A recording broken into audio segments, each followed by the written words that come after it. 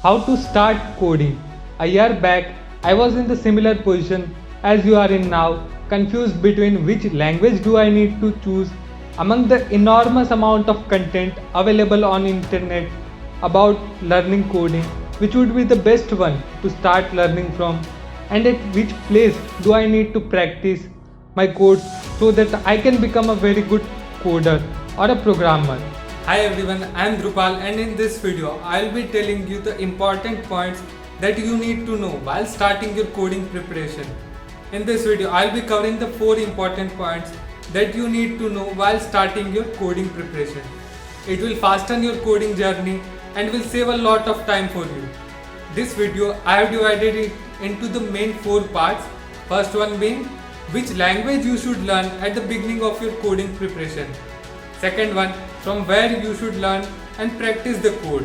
Third one, how to build a good resume so that you can get an internship or job and a portfolio so that you can do the freelancing work. And the fourth one being study materials and the resources that will be helpful to you throughout your journey. So let's start with the first point, which programming language to start with. There are thousands of programming languages present in this world, and it is extremely important for you to pick the correct programming language at the beginning. This is not the only language that you are going to learn, but the language should be easy to understand to you so that you can build your basics and concept strong. 3 things that you need to keep in mind while choosing the language are that the programming language should be easy to understand in simple English.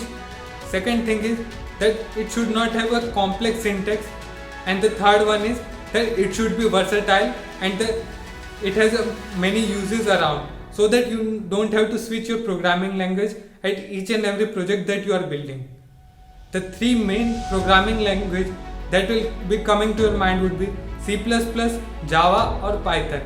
Among them, I will be choosing the Python and shall recommend to you that you should also start your programming journey with the Python, because Python is very easy to understand and learn. Second thing is that it has a very compact code, so you don't need to write the huge amount of code for a simple program. For example, to find the odd and even number, here is the code in the Python, here is the code in the C++, and here is the code in the Java. Third thing is that you can build a great project around that language so that it helps you in building your great CV.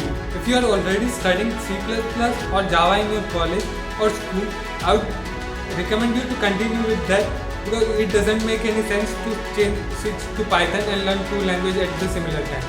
You need to start with only a single language. Now coming to the second point, from where to learn and practice your codes. There is enormous amount of content available on internet. Like on YouTube, you will find many videos from where you can learn different languages, or you can take a paid subscription to many online available platforms like Udemy, Skillshare, Coursera or any other.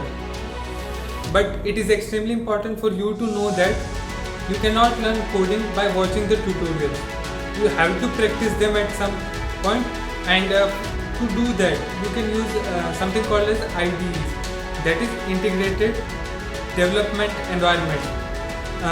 Rather than writing the codes in the notepad or in the IDEs of basic languages, I would suggest you to use VS Code, because it has many extensions that will be helpful to you to understand the code easily and to remember them easily, and it has many extensions and libraries that will be helpful to you throughout. Now coming over to the third point, how to build good resume so that you can get a good internship or job, or how to build a great portfolio so that you can get the work for doing freelancing. So for that you need to build the good projects around it.